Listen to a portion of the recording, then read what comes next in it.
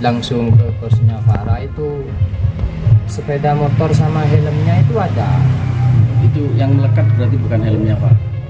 Mungkin itu untuk alibi ya? Ya, itu Mengelabui. helm untuk mengelabui aja. Soalnya itu waktu saya lihat di dalam kamar jenazah itu ya, kepalanya ini, rambut ini sampai pipi sebelah kanan lumpur semua ini.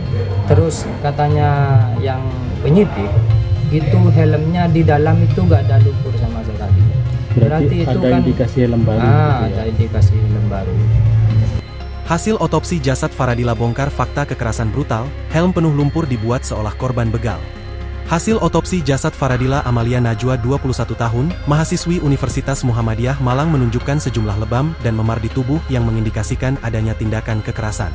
Hal itu disampaikan Samsul 40 tahun, sopir pribadi keluarga korban usai menerima hasil tersebut dari Rumah Sakit Bayangkara Watukosek Sidoarjo. Samsul menyebut jika di sebagian tubuh korban mengalami tindakan penganiayaan brutal.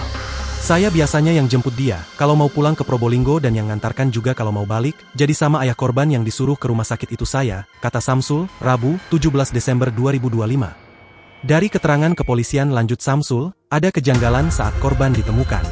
Hal itu diketahui saat helm korban dibuka dan ternyata rambut hingga pipinya berlumuran lumpur sedangkan helm yang dikenakan seperti baru beli. Kalau helmnya sendiri masih ada di kosnya sama sepeda motornya, mungkin dipakaikan biar dikira jadi korban begal. Terlebih lagi HP dan tasnya juga hilang, ungkap Samsul. Menurut Samsul, korban memiliki sifat pendiam dan perhatian, bahkan jika berada di rumahnya korban jarang keluar rumah kecuali ingin membeli sesuatu di toko. Orangnya pendiam tapi pemberani. Jarang sekali keluar rumah, paling cuma beli di toko dekat rumah. Kalau saya antarkan balik ke Malang pasti selalu bertanya rokok saya ada apa tidak dan sudah makan apa tidak, pungkasnya.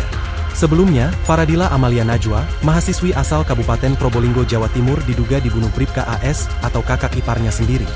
Jasad Faradila ditemukan di aliran sungai sedalam sekitar 5 meter di kawasan Jalan Raya Purwosari, Desa Kauman, Kecamatan Wonorejo, Kabupaten Pasuruan, Selasa, 16 Desember 2025. Kabid Humas Polda Jawa Timur, Kombes Pol Jules Abraham Abbas, membenarkan bahwa Bribka AS telah diamankan oleh tim Jatanras Polda Jatim sebagai bagian dari pengembangan penyelidikan kasus tersebut.